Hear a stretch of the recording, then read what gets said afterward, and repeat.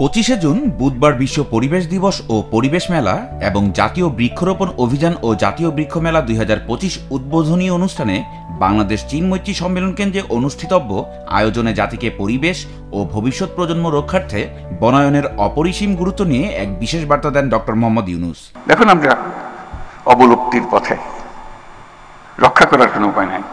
নোবেলজয়ী professor Mohammad Yunus তার উদ্বোধনী বক্তৃতায় এক সবুজ বাংলাদেশের আহ্বান জানিয়ে বলেন, পরিকল্পিত বনায়ন করি, সবুজ বাংলাদেশ গড়ি। একটি গাছ মানেই একটি জীবন, একটি ভবিষ্যৎ। পাশাপাশি তিনি জোর দিয়ে বলেন, আমাদের প্রকৃতি, পরিবেশ ও জীববৈচিত্র্য রক্ষার অপরিহার্য উপাদান হল বৃক্ষ। জলবায়ু পরিবর্তনের ভয়াল থাবা থেকে বাঁচতে গাছের গুরুত্ব অপরিসীম।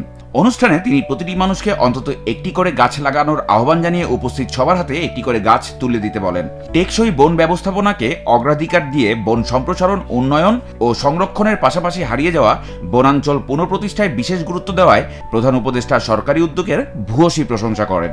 আমি তাদেরকে অভিনন্দন জানাচ্ছি।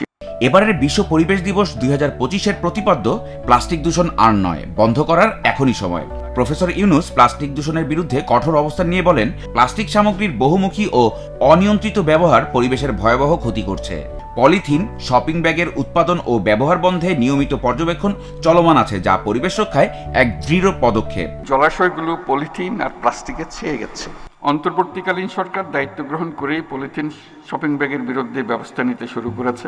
অনুষ্ঠানে জাতীয় পরিবেশ পদক, বন্যপ্রাণী সংরক্ষণ জাতীয় পুরস্কার এবং বৃক্ষরোপণে জাতীয় পুরস্কার প্রদানের পাশাপাশি বনায়ন কর্মসূচির উপকারভোগীদের হাতে তুলে দেওয়া হয়েছে লভ্যাংশের চেক।